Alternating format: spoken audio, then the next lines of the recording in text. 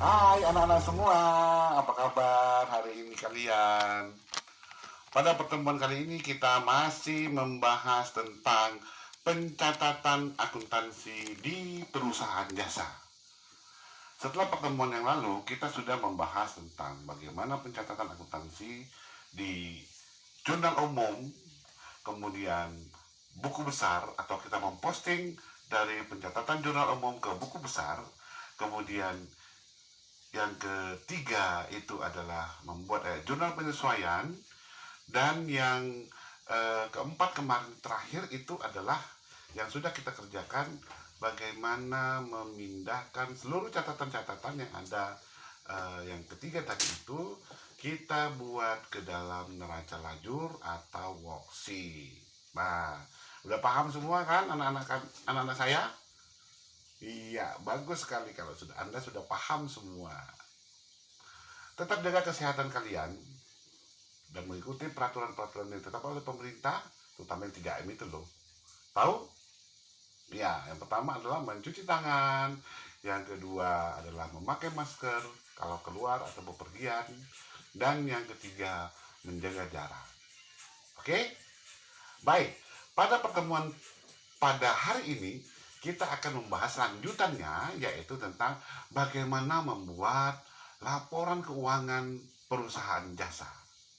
Ya, dalam perusahaan jasa nanti akan kita membuat 4 laporan keuangan.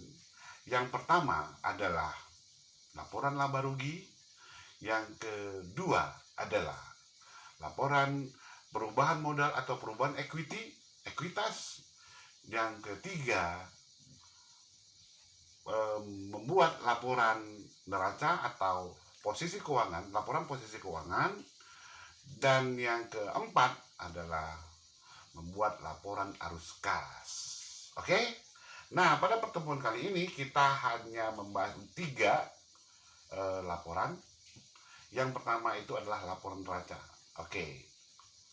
Oh, maaf, bukan laporan neraca, tapi laporan laba rugi. Oke? Nah, ada yang sudah tahu atau membaca modul yang sudah saya bagikan kemarin? Untuk sudah membaca ya? Oke. Nah, untuk yang sudah membaca ataupun yang belum, semoga Anda bisa, yang belum membaca, semoga bisa membacanya lebih baik lagi ya. Nah, untuk di laporan neraca, aduh kok neraca lagi saya sebut ya, laporan laba rugi, ya kan? Nah, itu dia. Nah, pada laporan laba rugi ini kita akan membahas bagaimana mencatat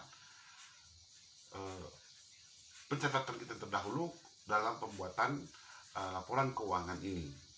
Yang untuk laporan laba rugi apa sih? Laba rugi, laporan laba rugi itu apa?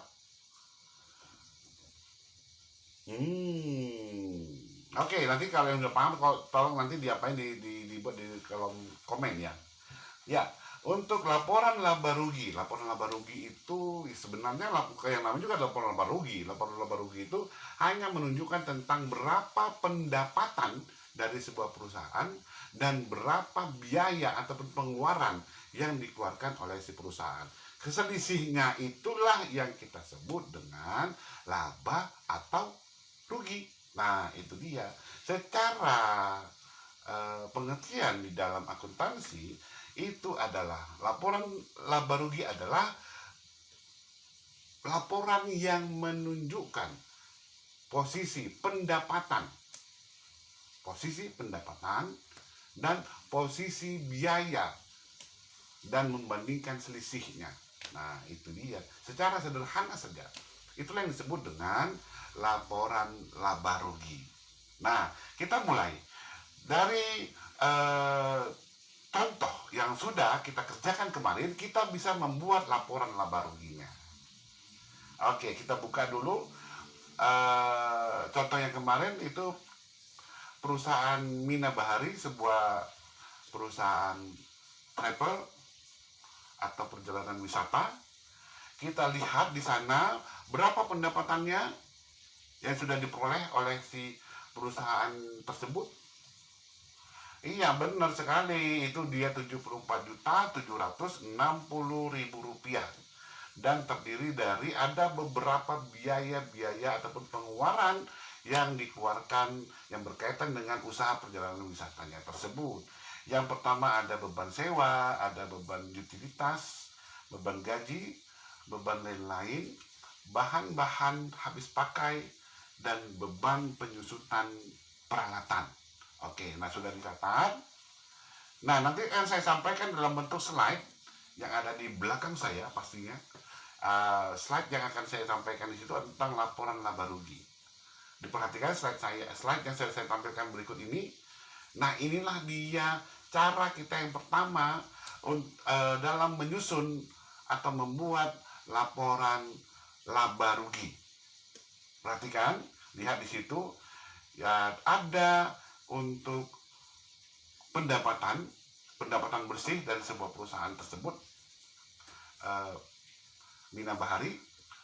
Dalam pembuatan laba rugi, tentu kita tidak lupa yang pertama kita catat di situ adalah yang pertama ya, di atasnya itu adalah nama perusahaan. Oke. Yang kedua adalah nama laporan. Kita buat nama perusahaannya itu adalah Mina Bahari. Kemudian ada nama laporannya, laporan laba rugi, atau dalam accounting knowledge itu kita sebut dengan income statement. Oke. Nah, yang kedua adalah periodenya, periode pencatatan kita. Lihat.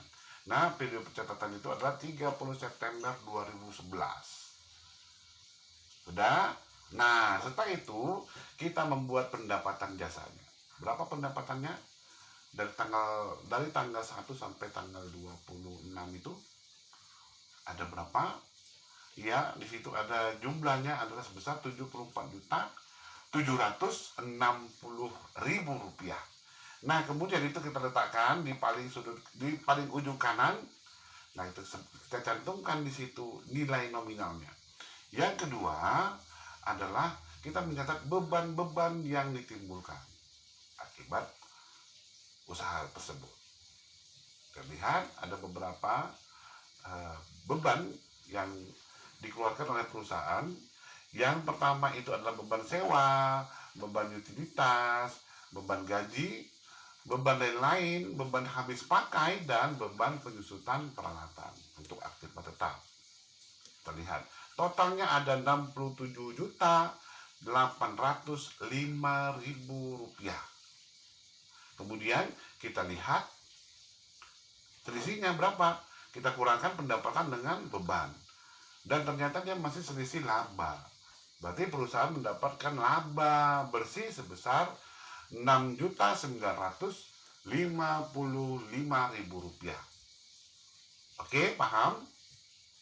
Good job. Oke, nah itu dia yang pertama.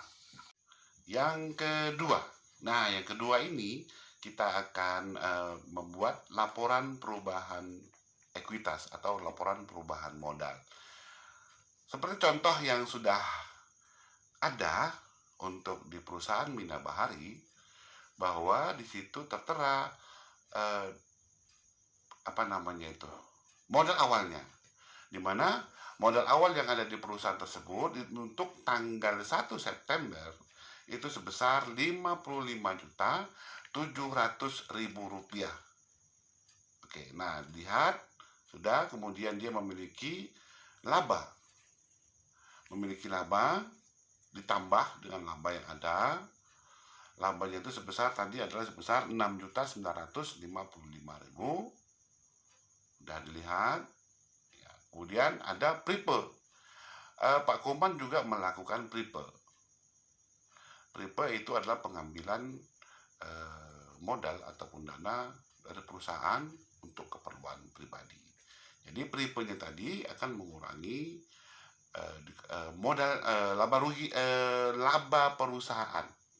Itu dia. Jadi laba perusahaan, laba bersihnya tadi akan kita kurangi dengan prepay. Laba dengan prepay kita kurangi, jadi jumlahnya sebesar 4.455.000 rupiah. Ternyata juga masih selisih laba. Nah, kemudian modal awal tadi kemudian akan kita jumlahkan dengan eh, selisih yang tadi, yaitu sebesar 4.455.000. Jadi ada increase of equity atau peningkatan terhadap modal usaha dari Mina Bahari sebesar 4.455.000, dia menjadi 60.155.000 rupiah. Nah, bagaimana kalau perusahaannya tersebut rugi?